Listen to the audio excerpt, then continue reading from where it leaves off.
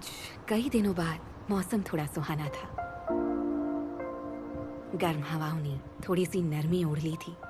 शहर जो आसमान की तरफ देख देख बारिश की कुछ बूंदों की दुआ मांग रहा था, आज उसका चेहरा थोड़ा सा मुस्कुरा रहा था।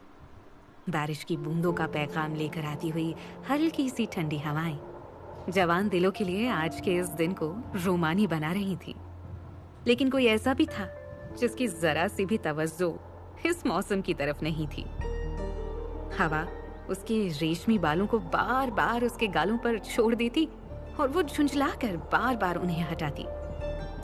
भगवान, क्या मुसीबत है यार, मार ही दो ना मुझे। पिया मन ही मन बुदबुदाई। उसकी आवाज में थोड़ा गुस्सा, थोड़ी चिढ़ थी। पूल साइड रेस्टोरेंट में बैठी हुई पिया का बोरियत से बुरा हाल था। इस बोरियत का रंग उसकी गहरी काली हिरनी जैसी आंखों में साफ साफ देखा जा सकता था। पिया को अपने आसपास किसी चीज में कोई दिलचस्पी नहीं थी, ना मौसम में, ना ही अगल बगल बिखरी हुई मुस्कुराहटों में, ना ही कहकहों में। और उसके ठीक सामने उसी की टेबल पर बैठी हुई उन दो उम्र दराज औरतों की बातचीत में तो शर्तिया ही उसे कोई दिलचस्पी नहीं थी। यूं तो पिया एक चेयर पर अलसाई हुई सी पसरी हुई थी, लेकिन उसका दिमाग इस मीटिंग से निकलकर भागने की हर जुगत लगाने में लगा हुआ था। ये मीटिंग जो चिराग की दादी और उसकी माँ के बीच हो रही थी। झूठी मुस्कुराहट ओढ़े ओढ़े उसके गाल दुखने लगे थे। वो बस जरा सी देर के लिए मुंह फुलाकर बैठना चाहती थी। पिया को इस तरह की मीटिंग जो शादियां फिक्स करने के लिए होती है ना, उनसे सख्त चिढ़ थी। शादी, वो भी अरेंज्ड, करेला और नींद चढ़ा। हाँ। पिया ने मुस्कुराकर चिराग की दादी की तरफ बड़े प्यारे अंदाज में पलकों को झपकाते हुए मन ही मन मुंह बिचकाया। ऐसी शादियां जो परिवार के नाम, धन दौलत और रुतबे को कायम रखने के लिए की जाती थी, उनमें अपना नाम शामिल करने का पिया को कोई शौक नहीं था। अक्सर ही पिया का कोई ना कोई दोस्त उसे इसी तरह मीटिंग से बचा लेता था, या फिर वो किसी ना किसी काम का बहाना करके खिसक लेती थी। लेकिन आज उसकी किस्मत ही खराब थी जो वो अपनी माँ की पकड़ में आ गई थी। उसने निकल भागने के लिए इधर उधर नजर दौड़ाई कि कहीं कोई सहारा दिख जाए। तो उसे समझ में आया कि इस बार कैसे उसके चारों तरफ जाल बिछाया गया है। उसे एक पैपराज़ी और एक रिपोर्टर दिखाई दे गए जो किसी ऐसे मौके की फोटो के इंतजार में थे जो भविष्य में उन दोनों परिवारों के बीच होने वाले संबंध को लेकर कोई बड़ा सा स्कैंडल खड़ा कर सकते थे। और उसे इन पैपराज़ी के बारे में पता कैसे चला? इसका जवाब तो बहुत ही आसान है, क्योंकि पिया का रडार हमेशा ऑन रहता है और उसका ब्रेन हाइपर एक्टिव है, तभी तो उसकी निगाह से कुछ भी छुपता नहीं है और वो सेकंड में ही ऐसी चीजों को पकड़ लेती है ना। पिया मन ही मन बच्चों की तरह खीखी करके हंस पड़ी। ऐसी कोई बात नहीं थी। असल में तो वो एक पैपराज़ी को पहचानती थी, इसीलिए तो उसे अपने लिए बिछाया हुआ जाल इतनी आसानी से दिख गया था। पिया के साथ बैठी हुई मिसेस गोयल, जो कि अब उम्र दराज हो चली थी, पैपराज़ी और रिपोर्टर्स को इकट्ठा करके उनके सहारे से एक बार फिर से अपनी कोई शातिर चाल चल रही थी। मिसेस गोयल, जो किसी भी तरह पिया को दुनिया के सामने अपनी होने वाली बहू साबित करना चाहती थी।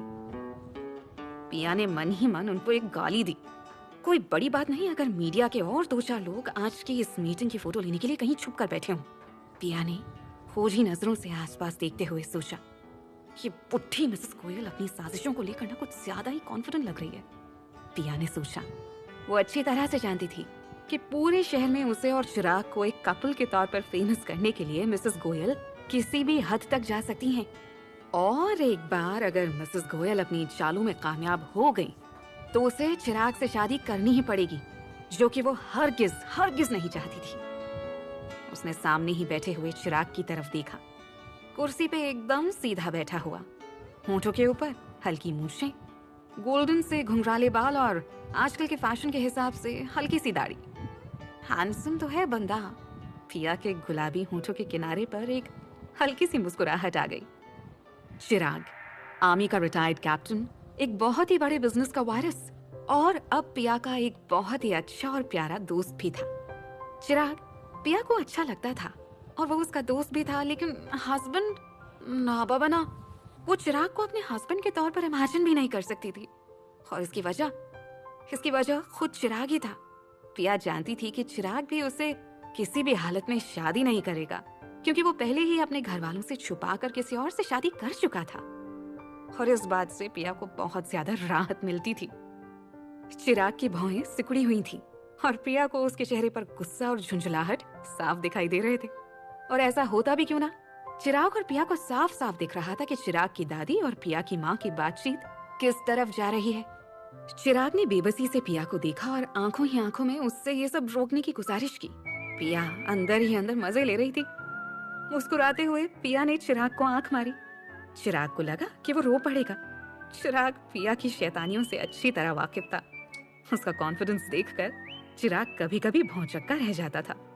अब पिया ने आंखों ही आंखों में अपने इस दोस्त को समझाया कि वो चिंता ना करे, सब ठीक हो जाएगा, बस वो यहीं बैठे रहे, घबरा कर यहाँ से भाग ना जाए। पिया कभी नहीं घबराती, कोई सिचुएशन उसके हाथ से नहीं निकलती और अपनी इस खासियत पर नाज था पिया को। और होता भी क्यों नहीं, वो कोई आम सी ऐसी वैसी लड़की थोड़ी ना थी, वो पिया अग्रवाल थी। पिया आज जिस मुकाम पर थी वहां तक पहुंचने के लिए उसने जाने कितनी आंधी तूफानों का सामना किया था। मुश्किलों मुसीबतों के पहाड़ हिलाए थे। उन सब मुश्किलों के आगे तो ये सामने बैठी हुई मुश्किल उसके लिए कुछ भी नहीं थी। इससे निपटना तो उसके बाएं हाथ का खेल था। पिया बेटे, आप अपनी इंटर्नशिप कहाँ से करने की सोच रही हो? पढ़ाई तो पूरी हो गई है ना आपकी, और अब तो शादी की उम्र भी हो चली है आपकी। पिया की माँ से बात करते करते मिसेस गोयल अचानक ही पिया की तरफ मुड़ गई। मिसेस गोयल के व्यक्तित्व का रोम रोम उनके बेहिसाब पैसों की गवाही देता था। इस उम्र में भी वो सलीके और नफासत से रहना पसंद करती थी। प्योर सिल्क की साड़ी, एक हाथ में डायमंड जड़ी घड़ी तो दूसरे हाथ में भारी सा सोने का कंगन जिस पर सांप का मुंह बना हुआ था, कानों में डायमंड की बूंदे और लगभग सफेद हो चुके बालों का एक छोटा सा जूड़ा। इन्हें देखकर कौन कहेगा कि बुढ़िया इतनी शातिर है। पिया अपनी सोचों में ही गुम थी कि अचानक मिसेस गोयल की आवाज सुनकर चौंक पड़ी। उसने बड़ी अर्थपूर्ण नजरों से चिराग की तरफ देखा, जो उससे अब भी सब कुछ संभाल लेने की गुहार लगाता हुआ दिख रहा था। पिया ने अपना गला साफ किया। करना तो मैं ओबरॉय एंड एसोसिएट्स के यहाँ चाहती हूँ, लेकिन मैंने अभी तक कुछ फाइनल नहीं किया है दादी जी। और शादी? पिया चुप हो गई। उसने सिर झुका लिया और फिर एक सेकंड बाद ही जब उसने अपना चेहरा ऊपर किया तो उस चेहरे पर जमाने भर की मासूमियत झलक रही थी। पिया ने बहुत ही प्यारी आवाज में कहा, अब शादी तो मैं तब करूंगी जब 30 की हो जाऊंगी। कहते कहते उसने बड़ी अदा से अपनी पलकें झपकाई। उसकी इस अदा को देखकर चिराग का मन हुआ कि वो वहीं जमीन पर लोट लोट कर हंसे। मिसेस गोयल को जवाब देने के लिए जब पिया उनकी तरफ घूमी थी तो उसकी नजर उस पापराजी और बगल में खड़े हुए एक आदमी जो कि जरूरी रिपोर्टर था उन पर पड़ी। दोनों ही अपनी टेबल से उठ खड़े हुए थे और लग रहा था कि वो अपने अखबार के लिए एक सनसनीखेज फोटो खींचने के लिए बस मिसेस गोयल के एक सिग्नल का इंतजार कर रहे हैं। पिया ने जैसे ही उन दोनों को अपनी टेबल की तरफ आते हुए देखा, उसने कुछ खोजने के लिए रेस्टोरेंट में चारों तरफ निगाह दौड़ाई। उसकी निगाहें पूरे रेस्टोरेंट को स्कैन कर रही थी कि उसकी निगाह रेस्टोरेंट के दरवाजे से अंदर आते हुए एक बेहद आकर्षक आदमी पर पड़ी। एकदम सही समय पर आया हो, पिया बुदबुदा उठी। वो सधे हुए कदमों से चलता हुआ रेस्टोरेंट के अंदर दाखिल हुआ। नीले रंग के बिजनेस सूट में वो शख्स कयामत ढा रहा था। उसके कपड़े, उसके हाव भाव सब उसके हाई स्टेटस की चुगली कर रहे थे। अंदर आते हुए बेख्याली में उसने अपना एक हाथ अपने बालों में फिराया और जाने किसकी तरफ देखकर अपनी गर्दन को जरा सा हिलाया, जैसे किसी के हलो का जवाब दिया हो। चेहरे, यहाँ तक कि उसकी आंखों में भी मुस्कुराहट का नामो निशान नहीं था। जाहिर है इस खूबसूरत मौसम का उसके ऊपर भी कोई फर्क नहीं पड़ा था। पिया एक पल को ठिठकी। जाने क्यों वो उसे जाना पहचाना सा लग रहा था, लेकिन अभी पिया के पास इस बारे में सोचने का बिल्कुल भी वक्त नहीं था। फिर पिया की नजर उसके चेहरे से हटकर उसके हाथों पर पड़ी। हाथों पर भी क्या, पिया को तो सिर्फ उसकी अनामिका उंगली देखनी थी कि उस बंदे ने कोई अंगूठी पहन रखी है या नहीं। अभी उसके लिए ये चेक करना ज्यादा जरूरी था कि कहीं वो हैंडसम बंदा शादीशुदा तो नहीं था।